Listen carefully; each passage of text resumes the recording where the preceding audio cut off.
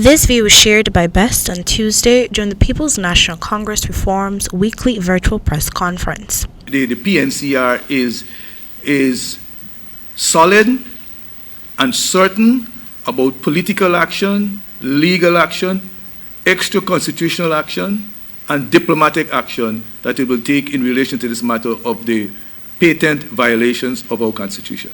It was announced by the head of the Gas to Shore Task Force, Winston Brazenton, during the International Energy Conference in Expo 2022 that some 21 companies have submitted expressions of interest to be pre-qualified for the construction of the natural gas-fired power plant and the natural gas liquids plant, components of the Gas to Shore project.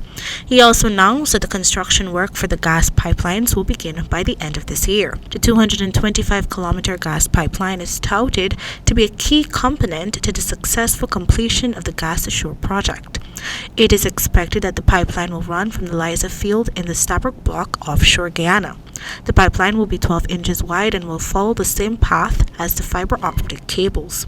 Against this background, Bez believes that Brazenton's announcement clearly indicates that the government intends to stubbornly forge ahead with its plan even in the face of concerns which were raised by independent analysts and technical experts on the project's cost, design, and viability.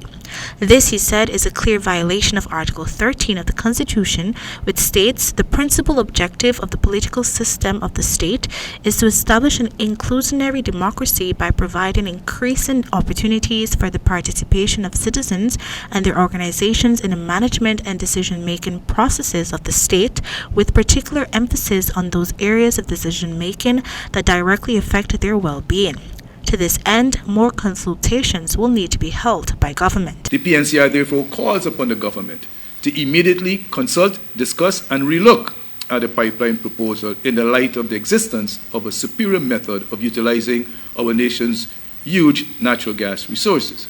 With the overall cost of the Gas to Shore project estimated at $900 million, Bez believes that it is not cost-effective since there are cheaper ways of exporting natural gas.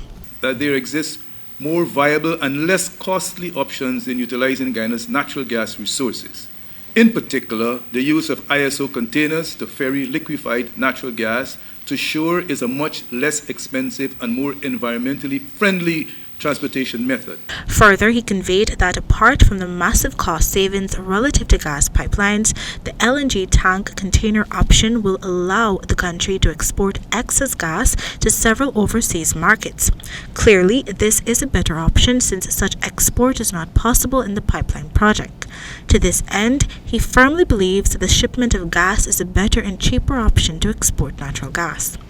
Government has repeatedly touted the Gas to Shore electricity plant and Amila Falls hydropower project as its major pillars to transition from fossil fuels to the cleaner natural gas, as well as provide much cheaper electricity for domestic, commercial, and industrial consumption.